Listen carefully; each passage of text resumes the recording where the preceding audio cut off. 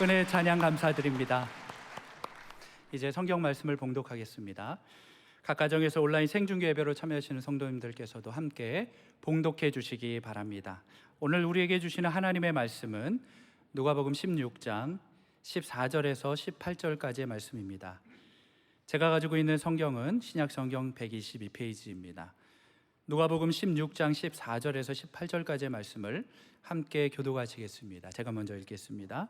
바리새인들은 돈을 좋아하는 자들이라 이 모든 것을 듣고 비웃거늘 예수께서 이르시되 너희는 사람 앞에서 스스로 옳다 하는 자들이나 너희 마음을 하나님께서 아시나니 사람 중에 높임을 받는 그것은 하나님 앞에 미움을 받는 것이니라. 율법과 선지자는 요한의 때까지요 그 후부터는 하나님 나라의 복음이 전파되어 사람마다 그리로 침입하느니라. 그러나 율법의 한 획이 떨어짐보다 천지가 없어짐이 쉬우리라. 18절 함께 읽겠습니다. 무릇 자기 아내를 버리고 다른 데 장가 드는 자도 간음함이요 무릇 버림당한 여자에게 장가 드는 자도 간음함이니라. 아멘. 오늘 우리 온 성도들 머리끝부터 발끝까지 그리스도의 보혈로 덮어주셔서 말씀을 통한 능력과 치유와 보호하심이 있기를 소망합니다. 저는 오늘 재물 사용권을 위한 매뉴얼에 대해서 말씀을 드리겠습니다. 우리가 매일매일 경험하는 우리 삶의 재정에 대한 우리 정한 원칙, 그리고 우리 재정 사용에 대한 하나님 주시는 영적인 지도를 발견하고 돌아가시기를 바랍니다. 자, 오늘 이 비유는 누가복음 16장인데요. 누가복음 15장 잘 아시는 돌아온 탕자에 이어서 하신 말씀입니다. 누가복음 15장에 돌아온 탕자의 비유는 다 좋아하시죠? 돌아온 탕자는 너무 귀한 것이 되어서 렘브란트 같은 사람은 이 돌아온 탕자에 대한 감동 때문에 탕자의 귀한이라는 명화를 그릴 정도였습니다. 우리 다 그 보면 참 마음에 와 닿는 것이 많아요. 그런데 누가복음 15장만큼 누가복음 16장은 그렇게 우리가 두드러지게 잘 이해는 못하지만, 그러나 사실 따져보면 누가복음 15장의 은혜나 오늘 누가복음 16장의 이 불의한 청지기의 비유나 거의 무게감이 비슷해요. 복음의 신비의 능력이 있다는 것입니다. 그러니까 누가복음 15장 못지않게 16장에 중요한 의미를 담고 있다는 것입니다. 왜냐하면 두 비유가 서로 아주 비슷한 데가 많이 있어요. 하나는 부모의 재산을 탕진하고 또 하나는 주인의 재산을 낭비를 했어요. 제 얘기가 아니고 13절에 누가복음 15장 13절에 보니까 이렇게 나와 있습니다. 허랑방탕하여.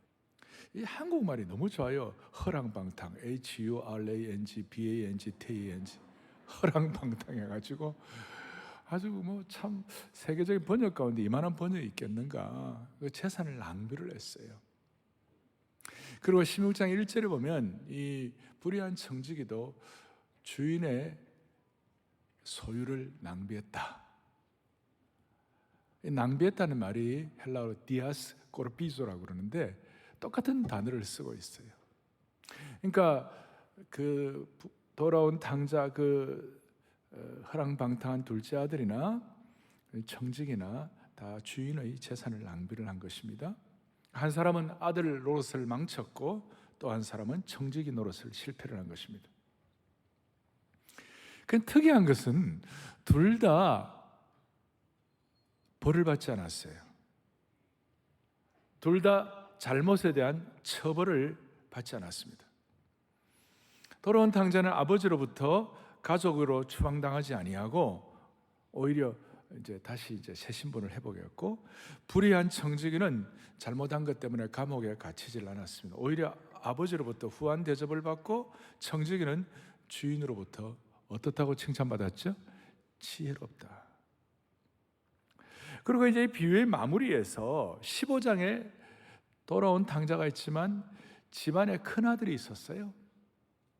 큰아들은 아주 열받았어요. 그 허랑방탕하고 창기와 돈을 탕진한 이 아들애를 위하여 어떻게 이렇게 잔치를 해 주십니까? 나를 위해서는 잔치 한번 해준 적도 없는데, 그러면서 열 엄청 받았어요. 못마땅해가지고 화가 나서 집에도 안 들어가려고 했어요. 그리고 오늘 16장에서도 오늘 14절 오늘 딱 이 내용이 나오는데 뭐라고 그러냐? 바리새인들이 예수님의 이 비유를 비웃었어요. 아주 못마땅하게 생각했어요. 그러니까 이렇게 말할 수 있습니다. 서로 상호가 되는데 누가복음 15장에 돌아온 탕자의 비유에서 큰아들에게 바리새적 요소가 남아 있었고, 또 여기에 16장의 바리새인은 어떻게 보면 집안의 아까 15장의 큰아들 같이 주님의 심정을 깨닫지 못하는 하나님 나라의 어떻게 보면 진짜 탕자였어요. 여기에 복음의 신비가 있는 것입니다. 우리는 돌아온 탕자의 큰아들이 되지 말게 하여 주시옵시고, 또 유대판 큰아들인 오늘 바리새인이 되지 않도록 재정에 있어서도 돌아온 탕자로서 새로운 새판짜기의 귀환이 있기를 바라는 것입니다. 그래서 오늘 첫 번째 저희들이 생각할 것이 뭐냐면, 재정 사용에 있어서, 재물 사용에 있어서 바리새적 자기의 의를 탈피를 해야 한다는 것입니다. 오늘 이 말씀을 처음에는 여러분들이 조금 이게 어떡하 생각할지 모르지만 마지막에는 이해가 가실 거예요. 다시 한번, 재물 사용에 있어서 바리새적 자기의 의를 뭐라고요? 탈피하라. 14절에 바리새인들은 돈을 좋아하는 자들이라 이 모든 것을 듣고 비웃었다. 15장에 돌아온 탕자 비유나 그 다음 16장에 불의한 청직의 비유를 듣고 비웃었다는 것이에요. 너희들 재물을 영혼을 위한 고리로 사용하라. 그리고 적은 일에 충성돼야, 그러니까 재물에 충성돼야 참된 것, 하늘의 성령이 주시는 권능과 능력을 체험할 수 있다. 그리고 13절에 하나님과 재물을 겸하여 섬길 수 없다. 이 얘기를 하니까 바리새인들이 비웃었어요. 왜냐하면 바리새인들은 자기들이 얻은 재물을 어떻게 생각했냐면, 자기들이 자기 의를 가지고, 자기 공로를 가지고 하나님을 잘 섬겼기 때문에, 하나님을 잘 섬긴 그 공로 때문에 하나님이 자기들에게 재물을 주셨다고 생각한 것이. 그러니까 비록 자기들이, 이 바리새인들이 사회적 지위를 가지고 착취로 재물을 얻었다 하더라도 자신들이 재물을 얻은 그것을 하나님을 잘 섬겨서 얻은 증거라고 아주 자신감 만만했어요. 그렇다면 바리새인들의 재물과 부는 정말 율법이나 하나님의 법을 잘 지켜서 얻은 것인가? 결론부터 말하자면 아니에요. 바리새인의 중심을 꿰뚫어 보시는 예수님께서 여기에 대해서 바로 15절에 직격탄을 날리신 거예요. 너희들이 재물 갖고 너희들이 부자인 것이, 너희들이 무슨 말씀 잘 지켜서 행한 것이 아니고, 너희는 사람 앞에서 스스로 옳다는 자들이나 너희 마음을 하나님께서 아시나니 사람 중에 높임을 받는 그것은 하나님 앞에 미움을 받는 것이라. 바리새인들이 자기 의에 심취되어서 스스로 의롭다고 여기는 것을 주님은 책망하시는 거예요. 그러면서 조금 전에 말씀하신 돌아온 탕자나 불의한 청지기를 너희들이 비웃었지만 사실 너희들은 그 사람들보다 못하다 꾸짖으시는 거예요. 그리고 겉으로 의인인 채 하면서 사람들 앞에 높임 받으려는 영적 교만을 하나님은 미워하신다고 주님께서 지적하신 것이. 바리새인들이 헌금할 때도 그 마음에는 늘 이 과시욕이 가득 차 있었습니다. 겉으로는 경건으로 포장했지만 중심을 보시는 예수 그리스도의 불꽃 같은 눈을 속일 수가 없었던 것입니다. 사실 바리새인들은 앞에 누가복음 11장 앞에 보면요, 11장 39절에 이렇게 나와 있어요. 주께서 이르시되 너희 바리새인은 지금 잔과 대접의 겉은 깨끗이 하나 너희 속에는 탐욕과 악독이 가득하도다. 겉으로 볼 때는 하나님 잘 섬기는 것 같고, 겉으로 볼 때는 경건한 것 같고, 겉으로 볼 때는 거룩하고 깨끗한 것 같지만 사실 너 속에는 탐욕과 악독이 가득하도다. 이 교만한 자들아, 이런 식으로. 그 뒤에 누가복음 20장 47절에 거기에 대한 증거를 말하는데, 뒤에 누가복음 계속해서 이 바리새인들은 과부의 가산을 삼키며 외식으로 길게 기도하니, 여러분 공적 기도 길게 하면 조심해야 됩니다. 외식으로 길게 기도하니 그들이 더 엄중한 심판을 받으리라 하시니라. 제가 무슨 바리새인들에 대한 억하심정이 있는 것이 아니라 예수님께서 계속 그들을 질타하셨기 때문에 드리는 말씀이에요. 사실은 바리새인들을 질타하는 것이 아니라 어떻게 보면 우리 속에 있는 이 바리새적 속성을 조심하도록 주님 오늘 우리에게 일깨우시는 줄로 믿습니다. 14절에 바리새인들은 실제로 돈을 너무 좋아하면서 겉으로는 거룩한 척 그렇게 하는 것이에요. 그러면서 예수님께서 계속해서 바리새인들을 집중적으로 어떻게 보면 반복해서 어떻게 보면 집요하게 꾸짖으시는데, 16절 말씀 아주 중요한 말씀이에요. 율법과 선지자는 요한의 때까지요, 그 후부터는 하나님 나라의 복음이 전파되어 사람마다 그리로 침입하느니라. 이게 무슨 뜻인가 하면, 율법과 선지자는 구약을 말씀하는 거예요. 이 구약의 말씀은 요한의 때까지요, 세례 요한이 올 때까지요. 그리고 세례 요한 이후 예수님 오시고 난 다음부터는 하나님 나라의 복음이 전파되어, 하나님 나라의 복음이 전파되어 사람마다 그리로 침입하느니라. 그러니까 여러분, 천국은 침노하는 자의 것이다 들어보셨죠? 자, 구약 시대 때는 요한의 때까지요, 그 후부터는 하나님 나라의 복음이 전파되어 사람마다 그리로 침입하느라는 것은, 이제 신약 시대 예수님 오시고 난 다음에는 하나님 나라는, 천국은 침노하는 자의 것이다. 어떤 사람들이 비록 겉으로 볼 때 멸시당하고 무시당하고 조롱당하고 사람 취급도 받지 못하는 그 당시에 죄인, 세리, 창기, 이런 사람들이 예수님의 복음을 받아가지고 주님 앞에 나올 때, 그게 바로 천국은 침노하는 자의 것이다, 그런 뜻이에요. 그게 왜 이리 중요한가 하면, 이 바리새인들은요, 죄인과 세리와 창기는요 절대로 하나님 나라에 못 들어간다고 생각했어요. 그 자기들은 철저하게 죄인과 세리와 창기와는 다르다고 생각했어요. 그러니까 그런 공로의식과 그런 영적 교만이 꽉 차 있어갖고, 이제는 새로운 하나님 나라가 도래하고 예수 그리스도의 새로운 생명의 복음이 왔음에도 불구하고 과거의 전통과 과거의 율례와 과거의 프레임에 꽉 사로잡혀가지고 이 새로운 생명의 신비가 온 줄도 모르고, 자기들은 어떤 공로와 이런 거 들어가지만 세리와 죄인과 창기, 이런 죄인들은 하늘나라 못 들어간다고 철저하게 믿고 있었던 사람들이에요. 근데 실제로는 자기들이 천국 탈락, 실제로는 자기들이 탈락. 세리와 죄인들은 천국에 절대로 들어가지 못한다고 생각하는 그들에 대해서 예수님은 천국 복음을 받아들이지 않는 바리새인들의 완고함에 대해서 지금 책망하고 계시는 거예요. 그러니까 자기들이 그 완고함 때문에 천국 들어가는 것 자동 탈락된 줄도 모르고 계속해서 죄인과 세리, 이런 사람들을 비난이나 하고 있는 것이 너무 아이러니한 거예요. 자기들이 실제로 탈락된 줄도 몰랐어요. 그래서 이 누가복음 16장 16절은요, 구약의 시대가 끝나고 새로운 신약의 복음의 시대가 열렸다는 것을 설명하는 것이에요. 복음의 새로운 시대가 열렸다는 것을 말씀하시는 열렸다, 16장 16절, 열렸다 16, 16장 16절. 이제 깨닫고 주여. 여러분들 평생에 누가복음 16장 16절을 기억하셔야 돼요. 이게 누가복음 15장에 돌아온 탕자의 신비와 불의한 청지기의 비유를 마치고 난 다음에 너무나 엄청난 복음의 생명의 신비가 여기에 담겨 있는 거예요. 다시 한번 16절 보겠어요. 뭐라고 되어 있습니까? 율법과 선지자는 요한의 때까지요, 그 후부터는 하나님 나라의 복음이 전파되어 사람마다 그리로 침입하느니라.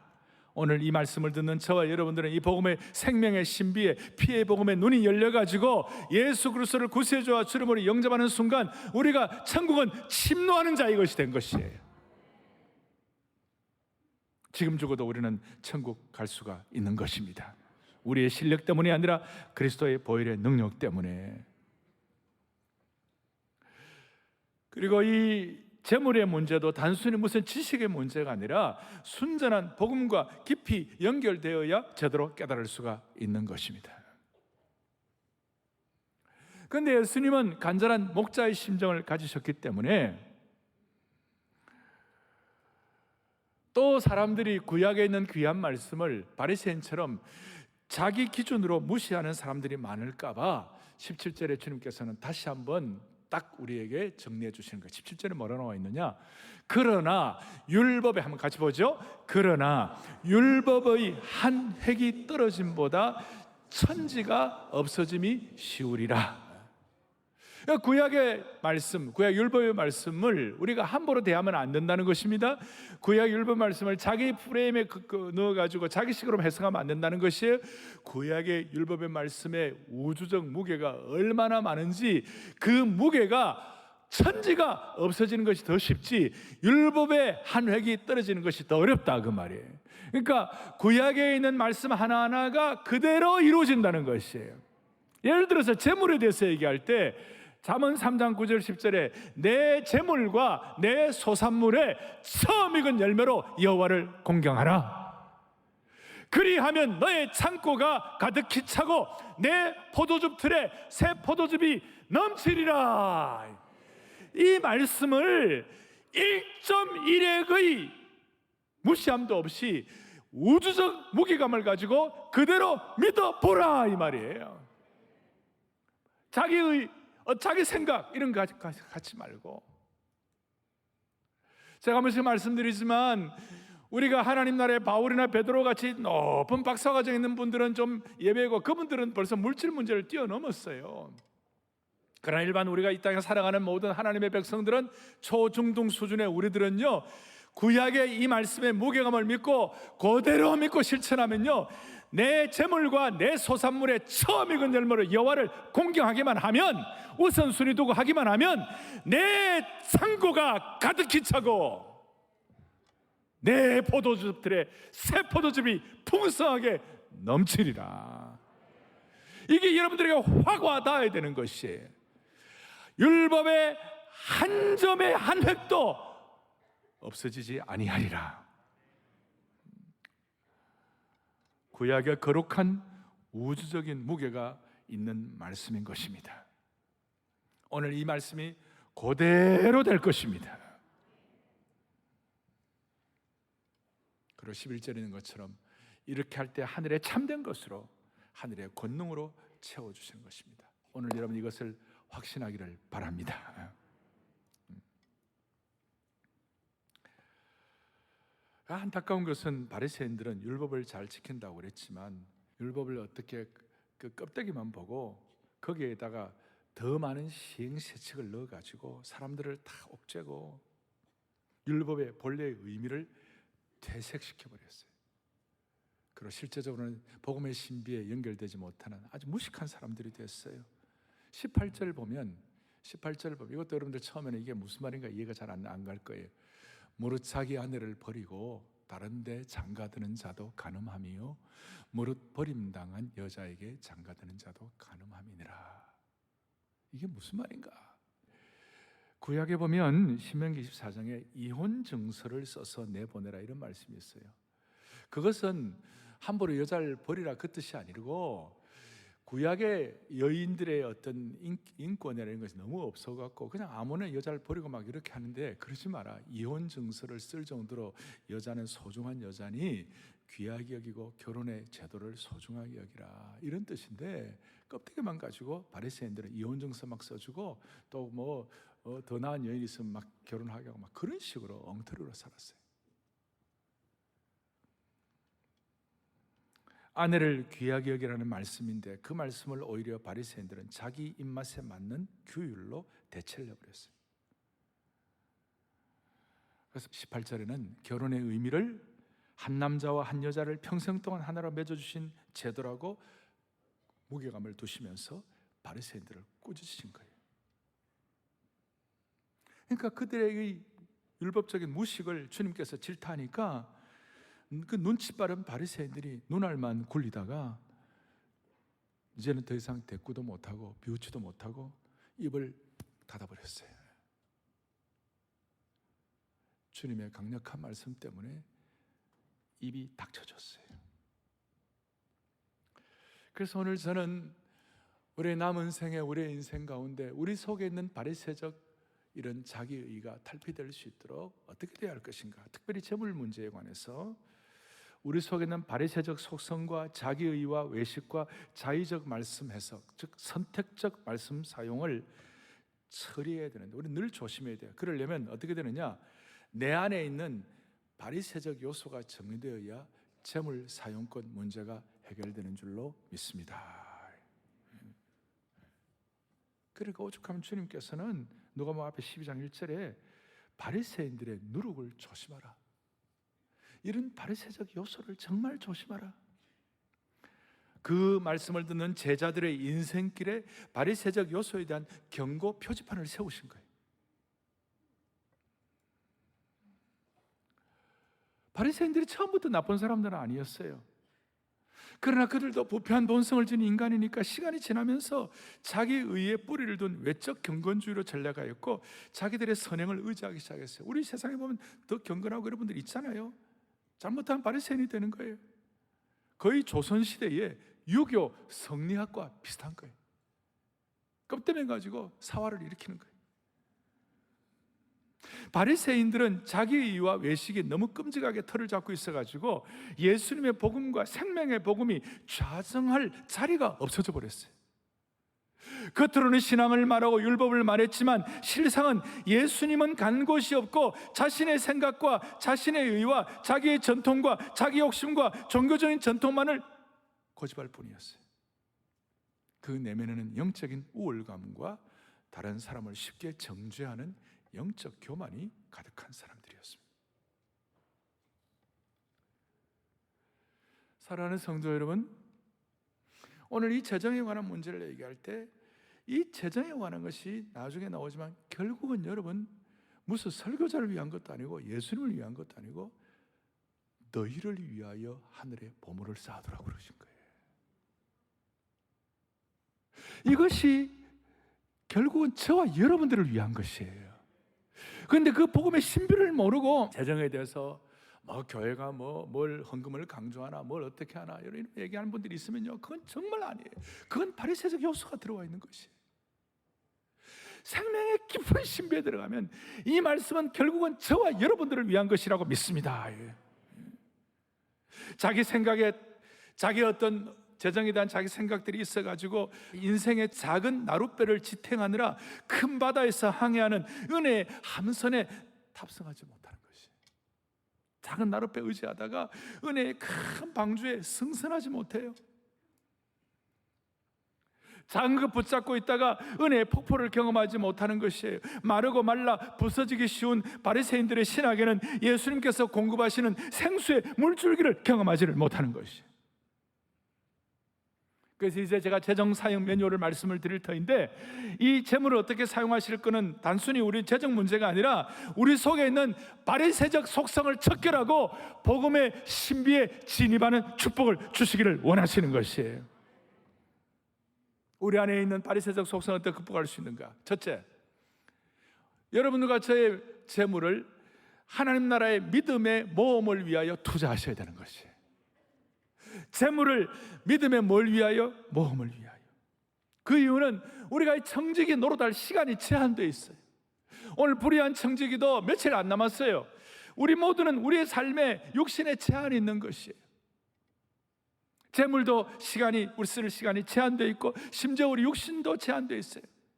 어쩌면 우리 육신이 먼저 갈 수도 있는 것이에요. 주님은 재물을 제한적인 시간 내에 돈을 갖고 있을 때에 잘 사용하라는 것입니다. 그래서 이 땅에 육신의 삶에 제한된 시간을 뛰어넘는 목적을 위하여 물질을 사용하라는 것입니다. 어떻게 해요? 믿음의 모험에 투자라는 것입니다. 육체와 영혼이 목마른 자들을 위하여 사용하고, 믿음의 모험을 가지고 영적으로 무지한 사람을 위하여 사용하고, 믿음의 모험으로 소외된 자, 약자, 가난한 자들을 위해 사용하고 무엇보다도 선교와 복음 선포와 진리를 사용하는 데 사용하라는 것입니다. 그 이유가 뭐냐? 돈은 빨리 사라지고 제한된 시간대이기 때문에. 여러분, 우리 모두는 다 죽을 때 벌거벗은 채로 주님 앞에 섭니다. 어떤 사람도 물질을 갖고 주님 앞에 설 수가 없습니다. 그런데 재물을 가지고 죽음 이후에도 재물을 가지고 주님 앞에 서는 길이 하나 있어요. 이방 종교들은 껍데기만 알아가지고 사후세계에 돈을 가져간다고 그래서 중국 사람들은 죽고 난 다음에 종이를 태워서 지전을 태워주잖아요. 우리는 죽을 때 돈을 일반적으로 가져갈 수 없어요. 그러나 예수님은 너의 보물을 하늘에 쌓아둘 때 그것이 우리가 죽을 때 주님 앞에 재물을 갖고 가는 것이에요. 우리가 이 땅에서 돈을 가치 있게 사용한다면 돈을 가지고 갈 수가 육신적으로는 없지만 그러나 영적으로 보면 그 재물을 갖고 주님 앞에 갈 수 있는 것이에요. 벌거벗은 채로 우리가 죽지만 이 진리를 깨달으면 누구도 벌거벗은 채로 죽지 아니하고 가난한 채로 죽지 않고 그리스도인만 재물을 가지고 하나님 앞에 보화를 쌓을 수가 있는 것이에요. 사랑하는 교우들이여, 우리는 복음의 신비를 깨달은 줄로 믿습니다. 그래서 이 땅에 돈의 궤도를 따라 우리 인생 돌리지 말고 돈이 하나님이 원하시는 복음의 궤도, 생명의 궤도를 따라 돌도록 만들어 주시기를 바라는 것이에요. 그게 뭐냐면 믿음의 모험을 통하여 우리는 빨개벗은 채로 죽지 아니하고 소중한 물질을 하늘에 축적하는 궤도에 진입하시기를 바라는 것입니다. 그래서 우리는 이 땅에 돈이라는 재물이라는 행성의 궤도에 따라 돌면 결국 하나님이 원하시는 목적을 이룰 수가 없지만 돈이 하나님이 정하신 복음의 궤도, 생명의 궤도, 믿음의 궤도로 돌게 되면 이 재물은 하나님의 아름다움으로 빛나게 될 수가 있습니다. 지난주에 제가 사부 예배 때 젊은이들에게 그렇게 얘기했습니다. 이 물질에 대한 재정사의 원칙에 대해서 여러분들 눈을 제대로 뜨면 많은 하나님이 특별히 붙잡으시면 이 가운데 하늘나라를 위하여 놀라운 물질의 은사를 받은 참 물질의 그 특별한 축복을 받은 분들이 나올 수가 있다 제가 말씀드렸어요. 무슨 말이냐? 누대를 내려오는 한국의 재벌가 이런 사람들은 선대로부터 내려오는 재벌이지만 오늘 이 돈의 궤도를 복음의 궤도, 생명의 궤도, 보물을 하늘에 쌓아두는 것, 믿음의 모험 이걸 제대로 하면 여러분들 가운데 당대에 상당한 부자가 나올 수 있다. 그러니까 전 세계적으로 당대의 큰 부자가 되는 사람들 가운데 많은 사람들이 크리스찬인 것이에요. 그 이유가 뭐냐? 이 돈의 궤도를 생명의 궤도, 복음의 궤도, 믿음의 모험의 궤도로 따라 돌리면 하나님께서 기적적으로 어떤 사람들을 상상도 못하는 부자로 만들어 주시는 것이에요. 하나님 나라를 위하여. 그리고 우리가 주로 주님 앞에 물질을 헌신할 때에 기본적으로 예를 들어 예배 때 헌신할 때에 두 가지 의미가 있어요. 하나는 하나님이 나에게 이만큼 은혜 주신 것을 감사합니다는 감사의 표현이 있어요. 맞습니까? 그런데 또 하나는 미래에 주실 은혜를 기대하면서 드리는 물질이 되기도 하는 것이에요. 두 가지가 포함돼요. 과거에 대한 감사, 미래에 하나님 나에게 어떤 은혜를 주실까에 대한 믿음을 표현하는 것이에요. 이건 기복신앙이 아니에요. 물질을 가지고 하나님이 우리 가정과 우리 개인과 오늘 이 공동체 가운데 하나님이 주신 은혜를 기대합니다. 사실은 어떤 의미에서 믿음의 모험이에요. 믿음의 모험에 투자를 하는 것이에요. 이것이 바로 뭐냐? 미래의 축복을 받을 그릇의 용량을 준비하는 것입니다. 미래의 축복을 받을 그릇의 용량을 넓히는 것입니다. 이것은 기복신앙 정도가 아닙니다. 이것은 성경적인 저축관인 줄로 믿으셔야 되는 것입니다. 다시요, 미래에 대한 기대를 하면 주님 앞에 드리는 것은 성경적인 저축관인 것이에요. 우리가 집에 보물이 있으면 거기에 우리 마음이 가 있잖아요. 집안에 금고에 무슨 대단한 거 있으면 거기에 마음이 가 있잖아요. 우리가 하늘나라에 대한 저축을 하면 거기에 마음이 가 있는 것이에요. 거기에 마음이 가 있는 것이에요. 그래서 오죽하면 하나님께서 뭐라고 말씀하시는가? 다시 한번 6장 20절을 다시 한번 보시겠어요? 다시 한번 함께 보겠습니다. 오직 너희를 위하여 보물을 하늘에 쌓아두라. 믿음의 헌금은 결국은 누구를 위한 것이다? 다시 한번요. 믿음의 헌금은 결국 누구를 위한 것이다? 왜 우리가 믿음의 모험을 합니까? 믿음의 투자를 하는 이유가 뭘까요? 오직 너희를 위하여. 무슨 교회나 이게 아니에요. 우리 자신을 위하여. 이 눈이 열려야 바리새적 자기의의 속성을 탈피할 수가 있는 것입니다. 믿음의 투자를 누구를 위해 하라고 말씀하시는 거예요? 나를 위하여. 이 말씀이 여러분들에게 레마의 말씀으로, 내게 주신 말씀으로 닿기를 바라는 것이에요. 이걸 잘 깨닫기만 하면 우리 온 성도들은 모두가 다 하늘의 부여, 하나님 앞에서 부자가 될 것입니다. 저는 액수를 말하는 것이 아니라 이것이 여러분과 저의 삶의 재정 사용 매뉴얼이 되기를 바라는 거예요. 한번 따라하겠습니다. 나를 위하여 보물을 하늘에 쌓아둡시다. 여러분 공감하십니까? 나를 위하여 보물을 하늘에 쌓아둬. 바리새적 속성을 탈피하고 복음의 신비에 들어가는 것이에요. 이럴 때 우리의 마음이 늘 하늘을 향하고 하나님 나라 생각하면 가슴이 뭉클하고 하나님 나라 더 사모하고 하나님 나라를 준비하고 이 땅에서도 본향을 향하는 삶을 살 수가 있는 것입니다. 하나님은 우리를 착취하는 분이 아니세요. 하나님은 오늘도 물질을 가지고 너희를 위하여 나를 위하여 하늘에 쌓는 것은 상급을 준비하는 것입니다. 죽을 때 재물을 갖고 갈 수 없지만 우리는 자신을 위하여 미리 저축하여 상급을 준비하는 것입니다. 거기는 인플레이션도 없고 거기는 재정사고도 일어나지 않습니다. 그리고 무엇보다도 이렇게 살 때 거룩한 부메랑 현상이 일어납니다. 투자할 때 다시 우리에게 이 땅에서 돌아오는 것입니다. 특별히 하나님께서 훈련하시기로 생각하신 몇 분들 제외하고는 이 땅에서도 전도서 11장에 1절에 오면 너는 내 떡을 물 위에 던지라 여러 날 후에 도로 찾으리라. 떡을 물 위에 던지라는 말은 너희 재물을 후히 사용해보라. 잠언 11장에 보니까 남을 윤택하게 한 자는 자기도 윤택해진다. 누가복음 6장 38절에 주라 그리하면 너에게 줄 것이니 곧 후히 되어 이렇게 되는 게 아니고 후히 되어 흔들어 넘치도록. 저는 흉내도 잘 못 나겠어요. 후히 되어 흔들어 넘치도록 너희에게 안겨주리라. 거룩한 부메랑 현상이에요. 이걸 우리 마음속에 레마의 말씀으로 말씀을 정리하겠습니다. 신앙의 최고의 원칙은 마음과 뜻과 정성을 다하여 하나님을 사랑하는 것입니다. 근데 결국에 물질의 문제도 재정 사용권 문제도 결국은 이게 주님에 대한 사랑 테스트입니다. 내가 주님을 사랑하느냐 안 사랑하느냐 테스트입니다. 그래서 제가 헌금 시간에 가끔 하잖아요. 내 마음과 뜻과 정성과 목숨을 다한 믿음의 결정체인 이 물질을 주님께 올려드리는 것은 주님을 사랑하는 것의 표현입니다. 그거예요. 내가 하나님을 진짜 사랑하는가 그렇지 않은가를 증명하는 중에 여러 가지가 있지만 그 중에 하나가 물질이에요.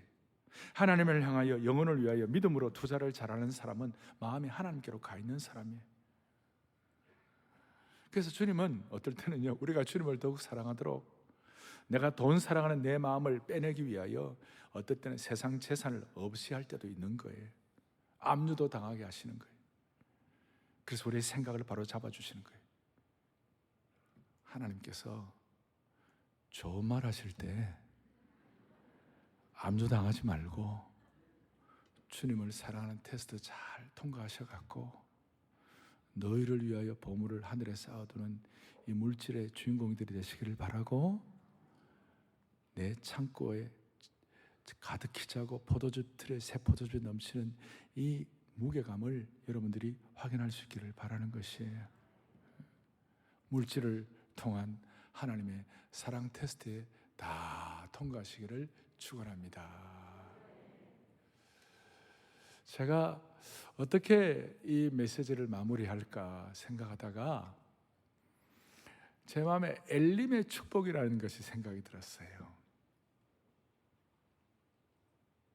여러분, 엘림의 축복이라는 게 있는데요, 그게 뭐냐면 이스라엘 백성들이 홍해를 건넜어요. 기적 같은 은혜를 받고 너무 좋아가지고 막 그래 하다가 광야길 좀 며칠 갔는데 마라에 가서 쓴물을 마셨어요. 그가 막 불평이 되더라. 이러려고 뭐 광야를 간 홍해 기적같이 넘긴 건 생각도 못하고, 마치 우리로 말하면 예수 믿고 구원받은 은혜가 너무 큰데 그 잠깐 잊어버리고 오늘 물질적인 여러 가지 면에서 막 마음에 상처가 돼가지고 힘든 거, 그래 불평만 하고 있는데 사실은 그 마라의 쓴물 바로 앞에, 바로 뒤에 광야길 조금만 더 가면 엘림을 준비해 놓으셨어요. 주님은 그 엘림의 축복을 준비해. 그거 가면 돼. 광야 조금만 통과하면 되는데 그걸 통과하지 못해갖고 엘림의 축복을 자기 것으로 받아들이지 못하는 것이.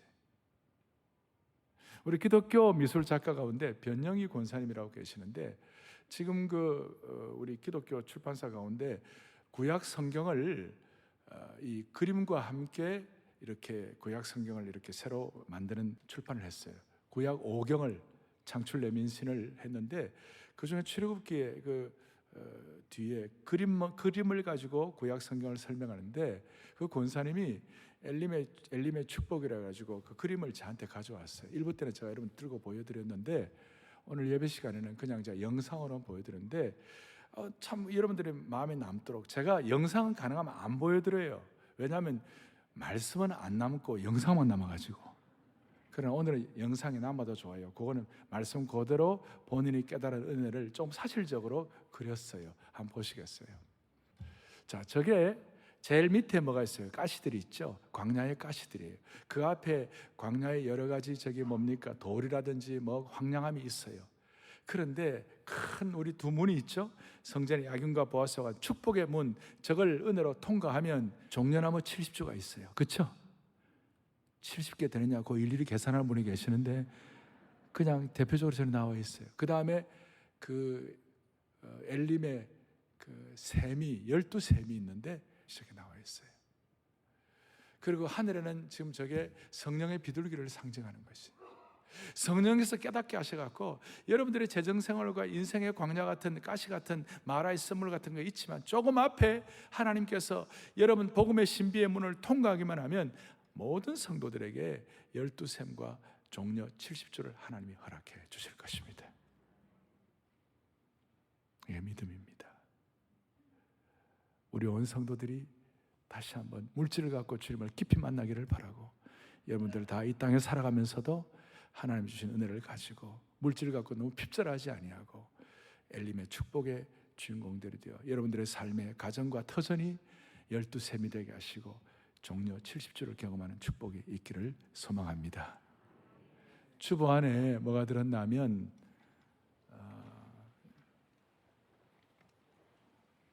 사용권을 위한 창조 매뉴얼 1, 2가 들었습니다.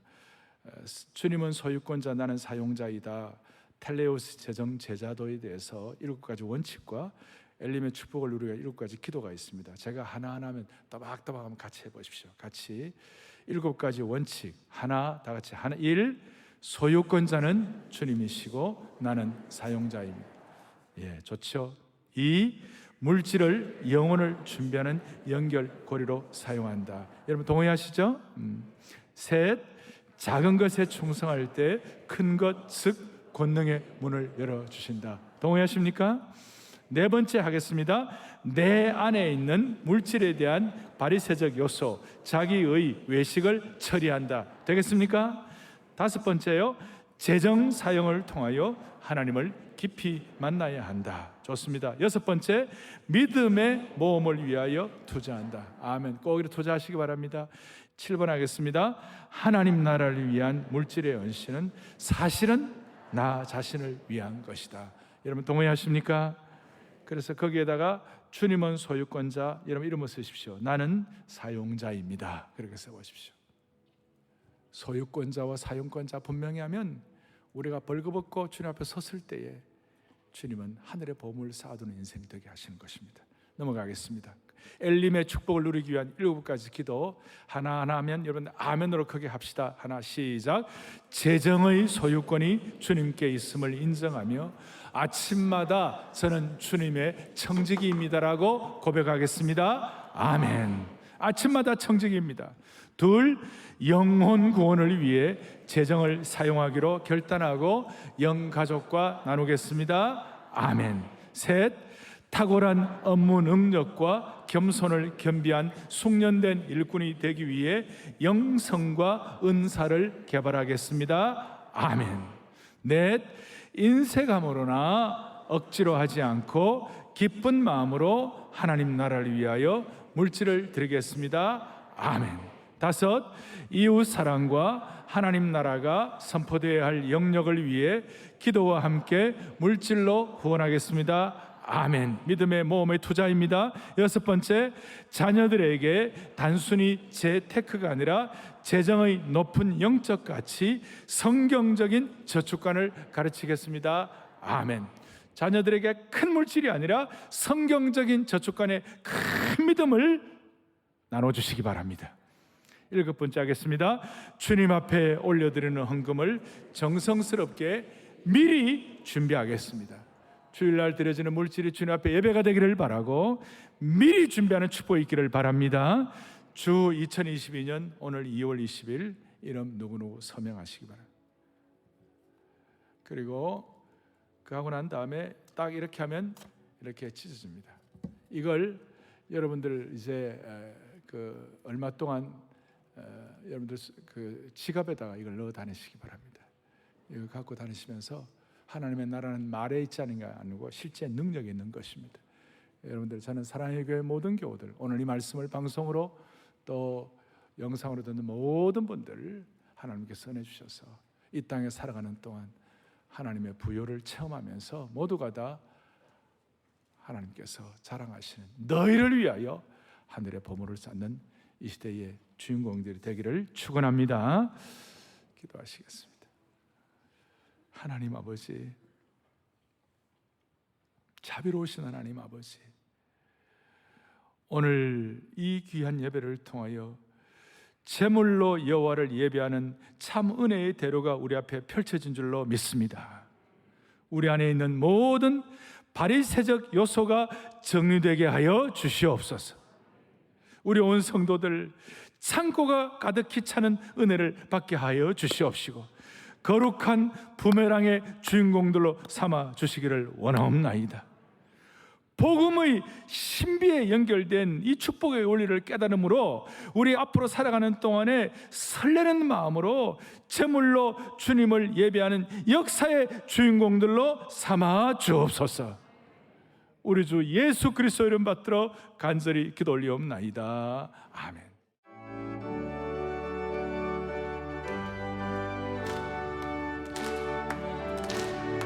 말씀 생각하며 내 주 하나님 나를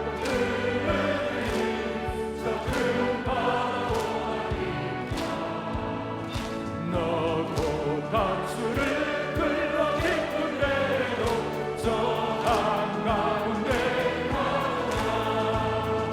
언덕을 녹아서 찬파에 햇띠고 내 주 예수 은혜의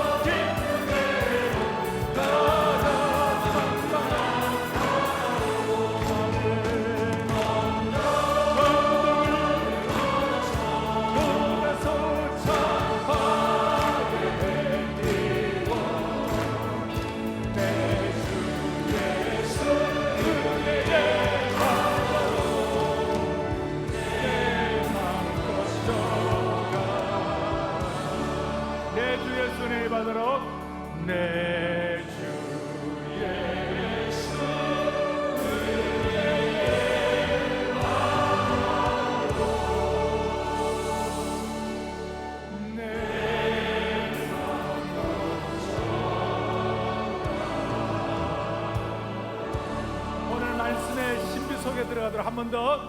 내 주 예수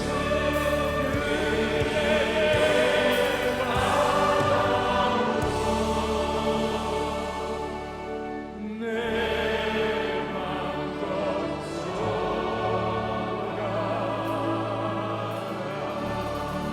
주 사랑 안 없고 주 사랑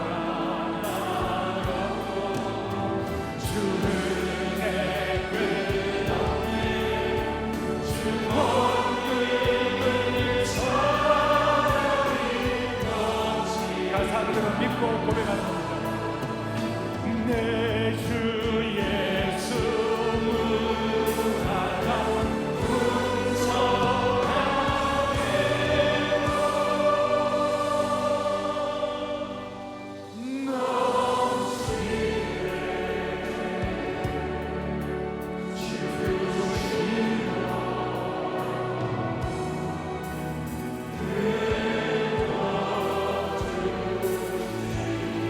간절한 마음을 합니다. 주 사랑하는 것 믿고 찬양합니다.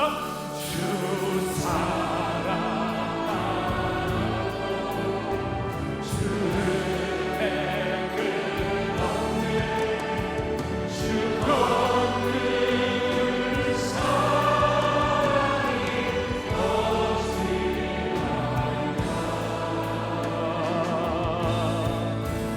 내 주 예수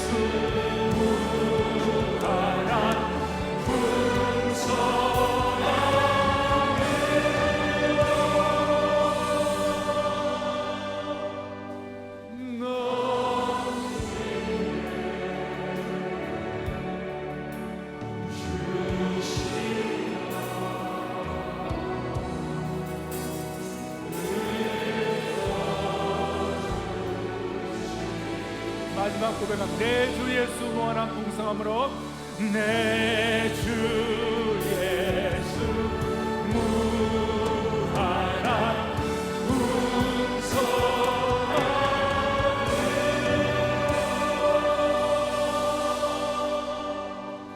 풍성함으로